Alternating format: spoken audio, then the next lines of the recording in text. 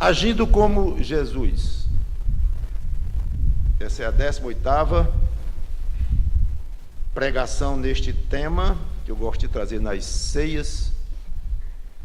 E hoje eu vou falar de elogio, bom de elogio, me referindo a Jesus. Ele era bom de elogio. Uma vez eu ouvi um pastor dizer que não elogiava ninguém, para a pessoa não ficar envaidecida. Fiquei assim, pensando se esse era um motivo muito válido. É razoável não ajudar alguém porque a pessoa vai ficar mal acostumada a ser ajudada? Questiono. É razoável não dar aumento a um funcionário porque ele pode pedir outro aumento daqui a 3 meses? Questiono.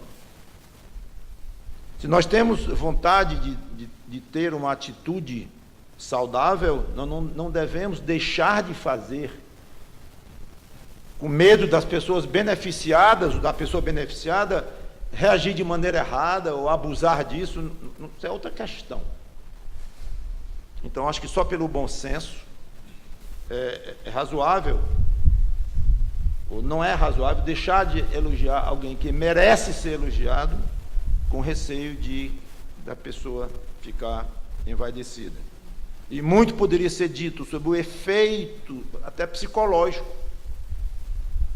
quando alguém é elogiado, a sensação de reconhecimento, o ânimo que dá, a alegria e tudo mais. Mas eu quero tratar o assunto de elogio aqui, não como uma simples estratégia de relacionamento humano, mas como uma atitude espiritual mesmo, que nós fazemos, ou devemos fazer, conscientes de que estamos servindo a Deus naquilo, em elogiar, ajudando alguém quando elogiamos, mostrando amor quando elogiamos.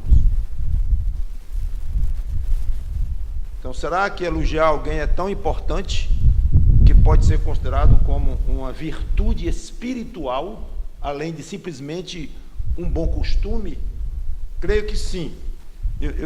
Não me ocorre uma passagem bíblica que mande elogiar, que seja uma ordem elogiar, mas basta um motivo para nós prestarmos toda a atenção ao assunto de elogiar. Qual é? Jesus elogiou, e muito, não sei se você já percebeu isto. Pelo menos 6 exemplos nós temos no Novo Testamento de Jesus elogiando. São tantos que eu só vou tratar aqui de 3. E na próxima ceia, se Deus quiser, em dezembro, nós vamos tratar de outros 3. São 6 oportunidades em que ele aproveitou para elogiar. Vamos começar com João 1, 43 e 47. Curiosamente, o assunto é Natanael. Eu falei dele na semana passada, na pregação à noite, mas dentro de um outro prisma. Então não tem problema eu novamente citar aqui esse caso, porque a nossa ênfase será outra. Mas o assunto então é Natanael. João capítulo 1, versículos 43 a 47. No dia imediato, resolveu Jesus partir para a Galiléia e encontrou a Filipe, a quem disse: segue-me. Ora, Filipe era de Betsaida, cidade de André e de Pedro. Filipe encontrou a Natanael e disse-lhe: achamos aquele de quem Moisés escreveu na lei e a quem se referiram os profetas, Jesus, o Nazareno, filho de José. Perguntou-lhe Natanael: de Nazaré pode sair alguma coisa boa? Respondeu-lhe Filipe: vem e vê. Jesus viu Natanael aproximar-se e disse a seu respeito: eis um verdadeiro israelita em quem não há dolo. Aqui é uma oportunidade excelente para vermos que pessoas com todos os seus defeitos têm pontos a serem elogiados. E esses pontos devem ser elogiados. Não há como negar que Natanael estreou aqui, entrou em cena de uma maneira lamentável, com um comentário rude, preconceituoso contra a cidade de Nazaré, ou seja, os habitantes de Nazaré, contra as pessoas de Nazaré. Apesar disto, a primeira frase que Jesus fala com relação a Natanael, para os outros ouvirem que está ao redor, é um elogio. Eis aqui um israelita em quem não há dolo. Expliquei isso, inclusive, semana passada: dolo, engano, fraude. E há dois sentidos aqui. Alguns acham que, como ele não disse aqui, é um homem ou uma pessoa, mas disse um israelita, ele pode ter dado um sentido técnico ao nome israelita aqui, mostrando em que ele Natanael levava muito a sério a questão do Messias, que era aguardado, e que, como israelita, ele se comprometia com a lei de Moisés, com as coisas que estavam previstas na palavra de Deus.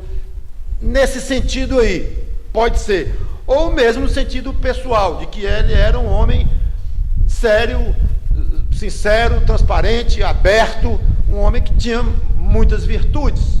Não quer dizer que não tinha nenhum defeito, ou não era um pecador. Eu expliquei isso, inclusive, já. Seja como for, sem entrar no mérito, o fato é que Jesus encontrou um ponto positivo em Natanael. Poderia muito bem ter dito: isso é a maneira de você julgar as pessoas que nasceram em Nazaré ou Natanael. Poderia ter dito, cabia, porque aconteceu.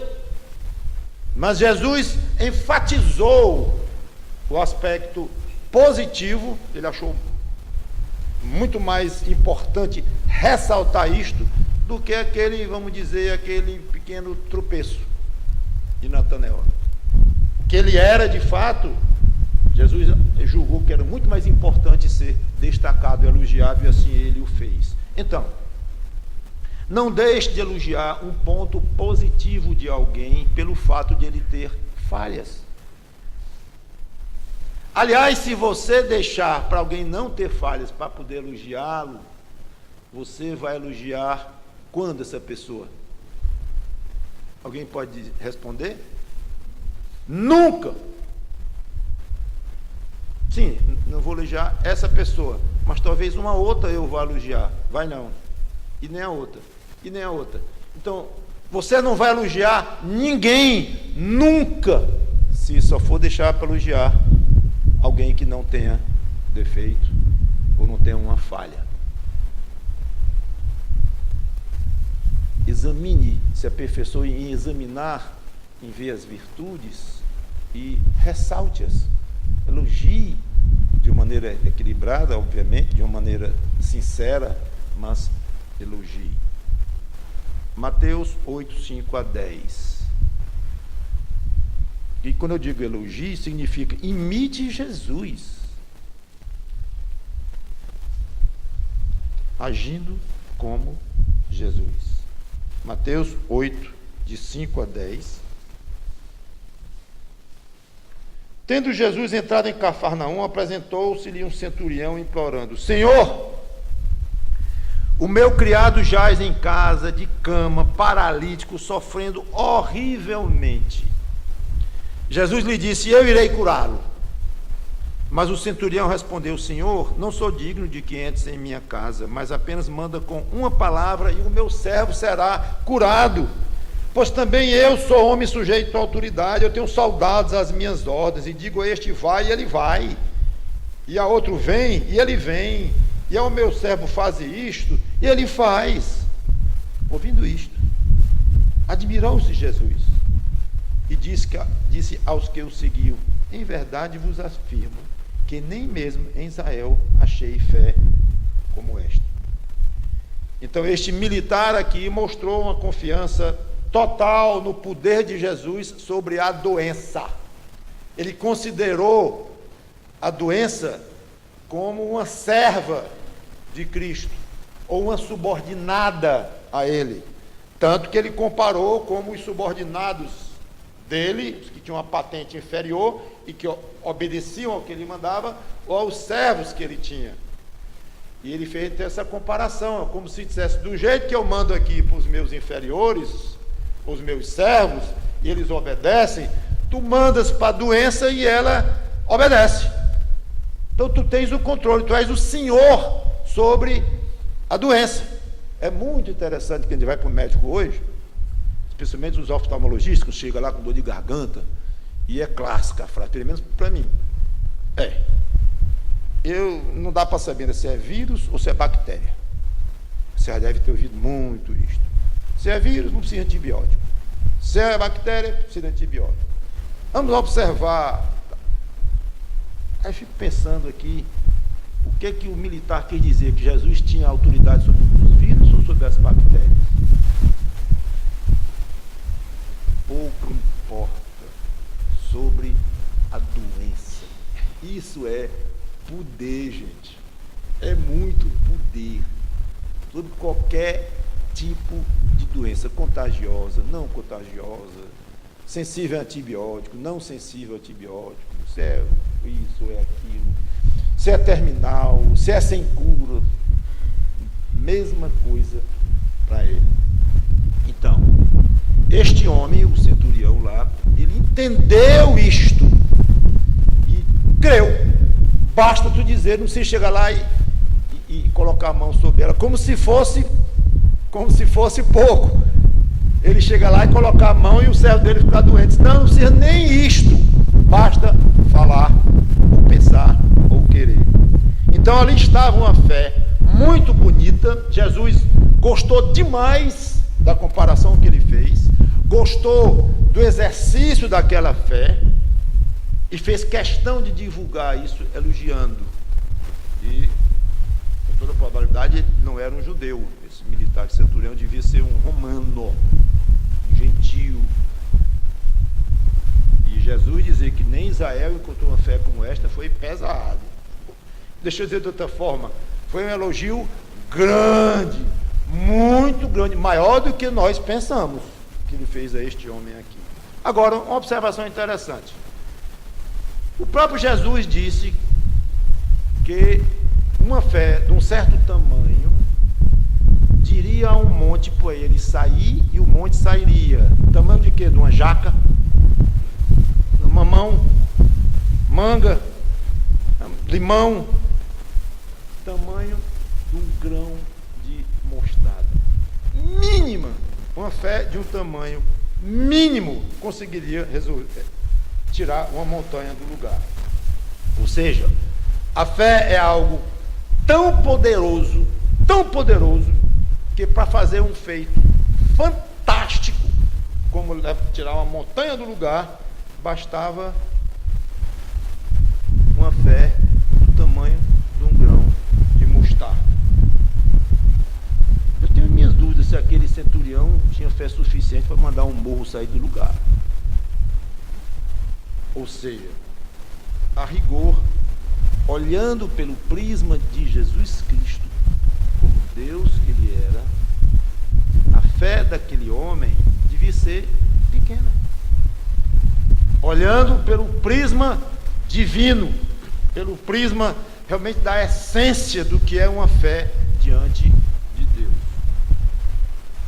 Mas Jesus deixa de lado o seu próprio padrão e ele compara a fé do centurião com a fé dos judeus. Ele comparou fé com fé. A fé deste homem, ela é maior do que a fé desses homens e mulheres que eu tenho visto aqui em Israel. Ele não foi para o padrão divino, diante do qual uma fé para transportar um monte, transporta um monte, é bem miudinha. Ele mudou de padrão, ou seja, ele mediu a fé daquele homem por um padrão em que ela se destacaria. Foi o padrão humano, que realmente era muito modesto, a fé que ele ia encontrar em Israel. Que ele poderia ter dito de um outro ângulo, se você pensa que tem uma fé grande, meu amigo, pelos padrões divinos, porque você crê que eu dizendo que seu servo vai ficar curado, a sua fé é muito pequena ainda, só por isso. É menor que um grão de mostarda. Ele poderia ter dito e seria verdade do mesmo jeito. Mas ele comparou com o padrão verdadeiro no qual a fé daquele homem se sobressaía o padrão humano. Chega eu ia dizer um PhD em matemática, mas nem precisa. Chega um adulto, aí vem um menino, morto de alegre, 4 anos de idade ou 5, tirei 10 na prova, papai. Aí o pai olha lá e tem assim, 2 mais 4, igual a 6. 3 menos 1, igual a 2. E o rostinho dele, riso daqui até lá. Aí o pai olharia assim e disse: meu filho, sinceramente, você acha grande coisa dizer que 2 mais 4 são 6? Você acha grande coisa dizer que 3 menos 1 é 2? Não vai fazer isto. Pelo padrão do adulto, é ridículo. Se orgulhar porque somou 3 mais 2, é elementar. Mas quando o pai disse: que maravilha, parabéns meu filho, e o abraço e o incentivo, ele não está fingindo, não, ele está simplesmente comparando o que aquela criança fez ao nível dela criança.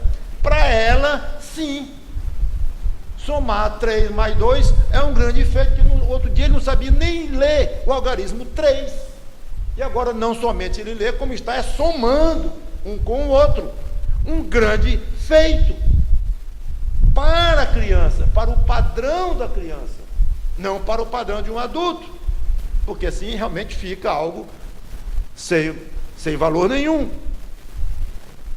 Quando encontrar um ponto em que alguém se destaca entre os seus pares, elogie e fale, mesmo que não seja grande coisa para um outro grupo, mas para aquele grupo, para aquele meio onde a pessoa está vivendo ali, é muita coisa. Mesmo que não seja o seu grupo, como não é o grupo do pai, achar o máximo somar 3 mais 2, não é o grupo dele. Mas ele julgou a criança com o seu grupo e a destacou pelo seu 10.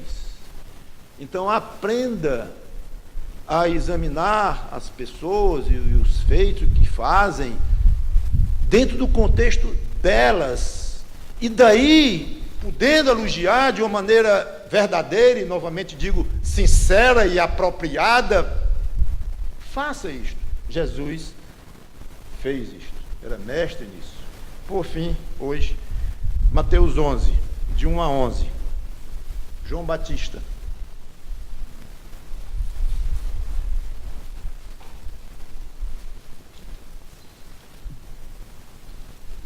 Mateus 11 diz assim, de 1 em diante: ora, tendo acabado Jesus de dar essas instruções a seus 12 discípulos, partiu dali a ensinar e a pregar nas cidades deles.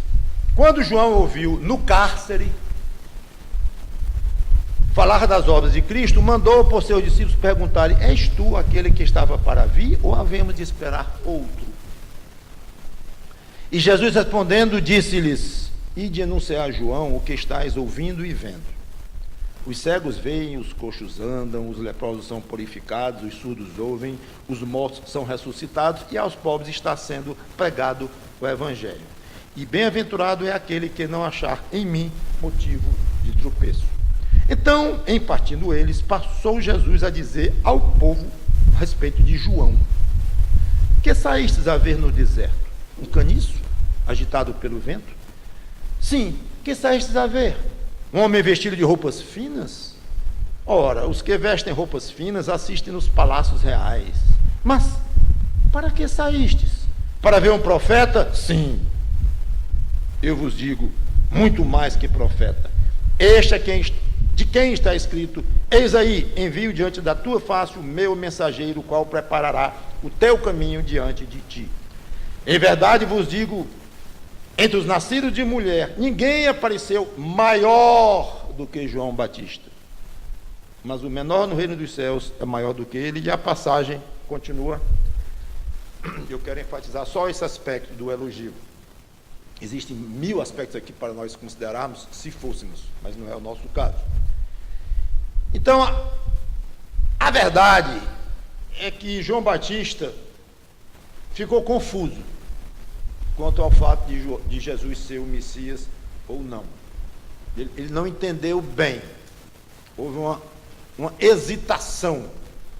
Houve uma falta de compreensão mais profunda até aqui, pelo que ele viu, pelo que ele achava, pelo que ele avaliou. Ele não julgou, não concluiu e teve a sabedoria e a prudência de mandar checar.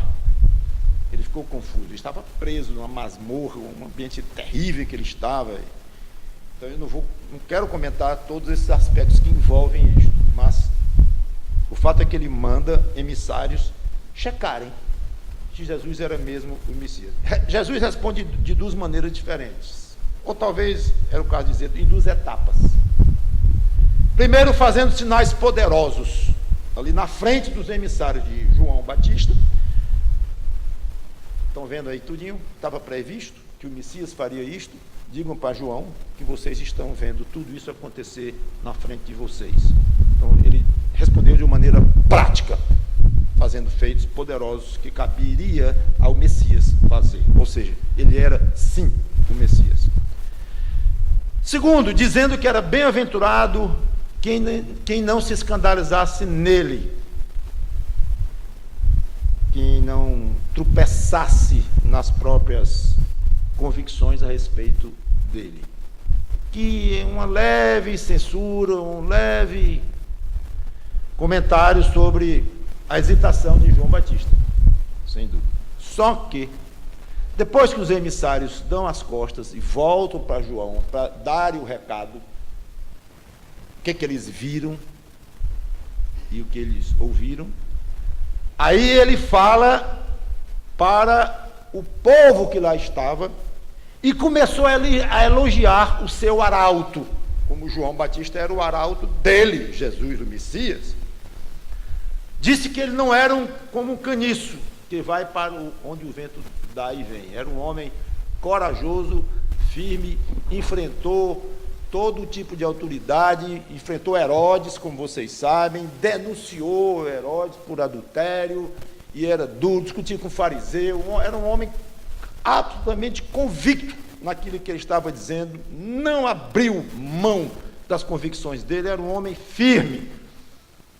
Curioso ele dizer isso exatamente no momento em que João hesitou um pouco, mas isso não abalou aos olhos de Cristo nada, no sentido de que as convicções de João eram extremamente firmes quanto à missão que ele tinha, quanto ao fato de que o Messias viria. Ele só ficou um pouco confuso se o Messias era mesmo aquele Jesus de Nazaré. Era, tudo bem, vamos para frente. Mas não significa que era um homem hesitante, que ia ao sabor das circunstâncias políticas, que tinha medo e se comprometia com as autoridades. Negativo, era um homem firme como uma rocha. Elogio pesado aqui à pessoa de João Batista. Não era chegado a luxos e frivolidades.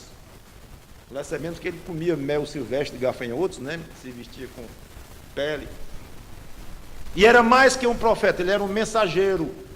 No grego, sabe como é? Ângelos, de onde vem o nosso anjo.